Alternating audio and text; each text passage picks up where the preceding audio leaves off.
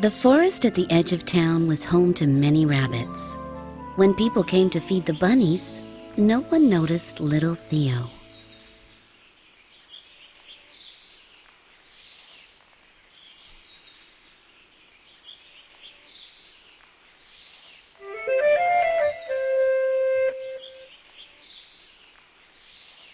Since he was the smallest bunny, he was very hard to spot.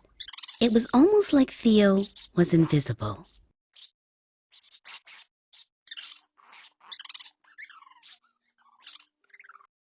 Until Emma, with her keen eyes and love of all things, spotted him amongst the brambles.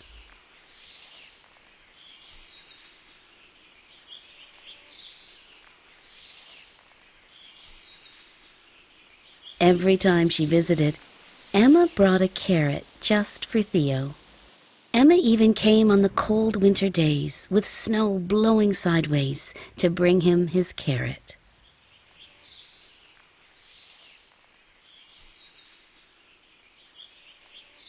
They were his favorite.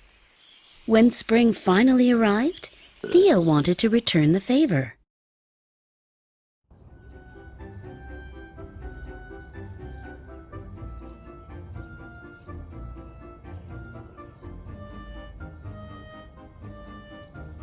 He hopped into town to find his friend the perfect Easter present. Naturally, Theo went straight for the carrots. To a bunny, nothing is yummier than a crisp orange carrot.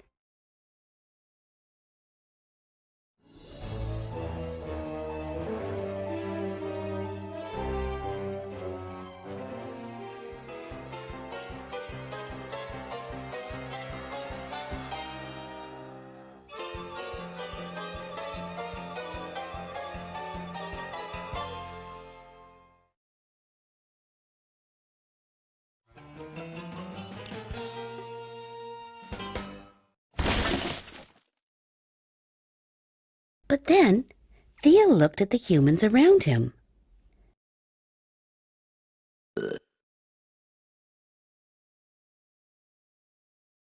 They were eating all sorts of Easter treats, but none of the humans were eating carrots. Theo realized that carrots were his favorite thing, and he wanted to get his friend her favorite thing. Plus, all the carrots had disappeared. Theo hopped into the bakery to get Emma something delicious. It was full of people. There was no way the baker could see a tiny bunny in the crowd. He raced away for fear of being stepped on. Theo tried the flower shop next. Perhaps some nice flowers would make Emma feel special.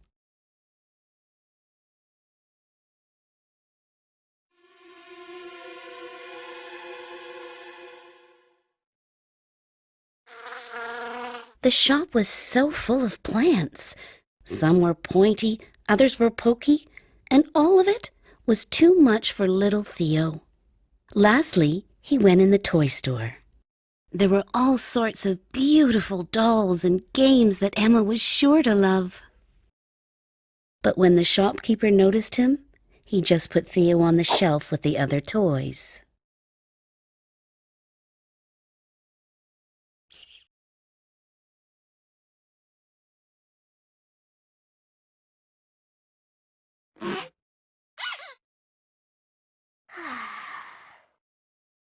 As Theo left the toy shop, he wondered how he could get Emma's present when he was too small to be noticed. There, in the window, was the perfect treat in the perfect bunny shape.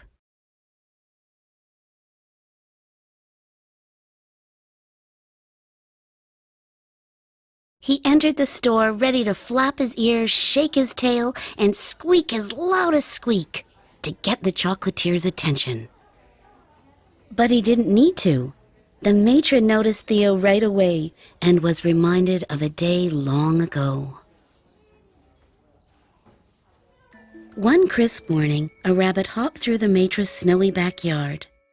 His son sat mesmerized by the little bunny, but after it hopped away, the young boy began to cry.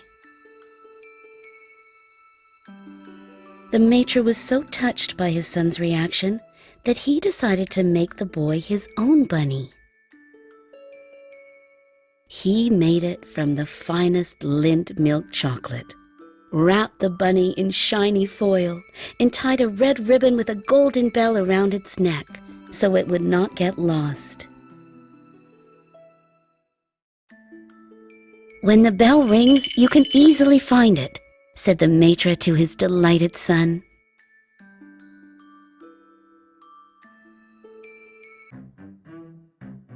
The maître whisked the chocolate as he told Theo his story.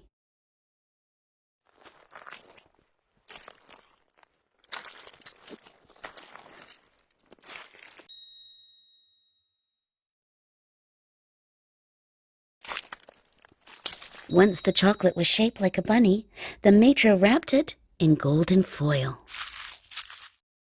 As a final touch, he tied on the red ribbon with the little gold bell.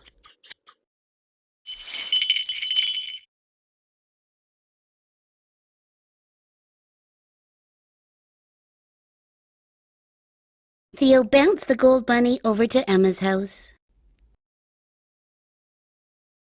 He left the present at the door and hopped into the bushes to wait. He waited, and waited, and waited some more. No one came. He crept to the window and peered inside. There was Emma! The little bunny tried to get her attention, but she and her family were too busy enjoying their big Easter lunch to notice him. Theo remembered the maître's story about the original gold bunny and the bell. He knew just what to do. He lifted the gold bunny high over his head.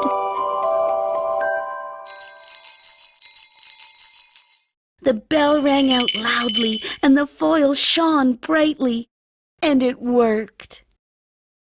The door opened and the little girl smiled down at her perfect present. Emma knew right away who the gift was from. Theo realized that a true act of kindness could make even the smallest bunny feel like a giant. Every year after that, Theo brought his friend a gold bunny and announced his delivery with the ring of the bell. Emma kept bringing him a carrot every day, except on Easter, when he would get 2.